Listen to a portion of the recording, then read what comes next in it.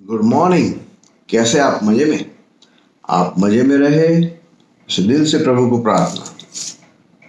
आज का ताश का पत्ता है I choose to be the best. ये बहुत ही अच्छा शब्द है, टू बी द बेस्ट। जिंदगी में जो भी करना है बेस्ट करना है, चाहे वो छोटा काम हो चाहे वो बड़ा काम।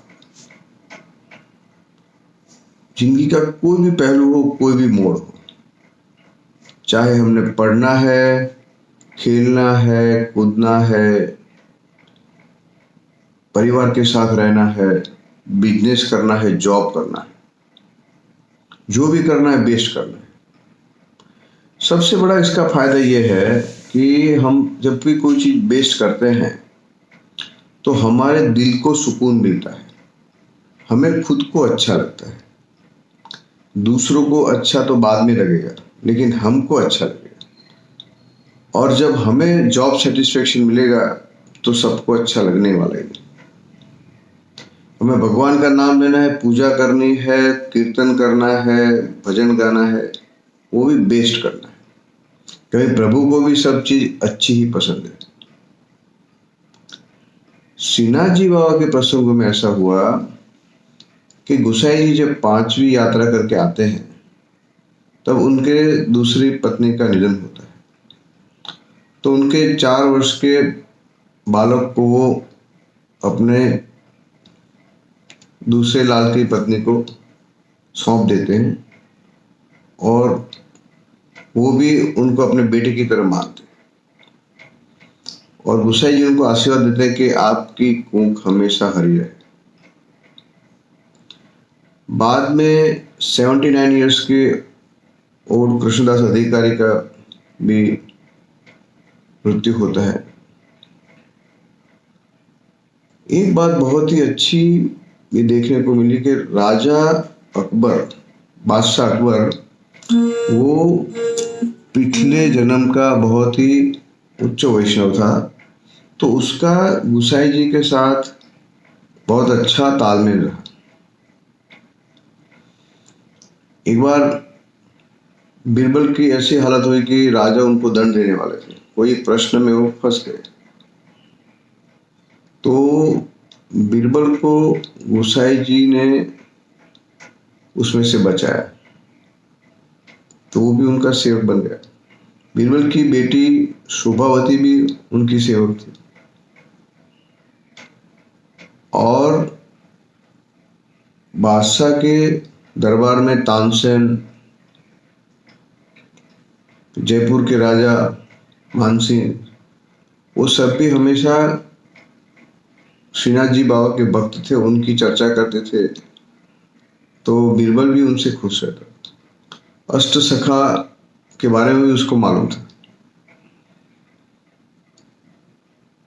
जब एक वैष्णव को तकलीफ पड़ी न्याय में, तो गुसाई जी ने इस तरह न्याय किया कि बादशाह का मान भी रह गया और न्याय भी हो गया। तो बादशाह ने उनको वहाँ शरदोत्सव में बुलाया और एक अच्छा घोड़ा भेंट दिया और उनको गुसाई की पदवी का खिताब दिया। यानी उन्होंने भी श्रीनाथ जी बाबा और वैष्णव धर्म को माना। अकबर बादशाह की एक बीबी थी, ताज बीबी। ताज बीबी को एक बार गले में मंत्र बांध के देते हैं गुसाई जी, और वो भी श्रीनाथ जी बाबा की भक्त होती है। एक बार वो जब दर्शन करने जाती है श्रीनाथ जी बाबा के, उस वक्त होली का टाइम होता है। तो बादशाह का पड़ाव भी वहां पे होता है, तो दर्शन करने अपनी सखियों के साथ जाती है। उसमें एक बीरबल की बेटी होती है, शोभावती, दूसरी होती है कलावती, दोनों लेके उनको जाते हैं दर्शन करने गोपालपुर। तो श्रीनाथ जी बाबा के श्रृंगार में मुगलाई तरह के श्रृंगार भी उसने भेंट दिया था और उसका तब से चलन में आ गया। और वो बहुत ही अच्छी गंवार गाती थी। तो दर्शन के टाइम पे वो जब दर्शन खुलते हैं तो बहुत ही भाव विभोर हो जाती है और अच्छी तरह से गंवार गाने लगती है। और तब उसकी इच्छा होती है कि मैं ठाकुर जी को होली के खेल खिलाऊं और केसर बीने हाथ से उनको रंगूं।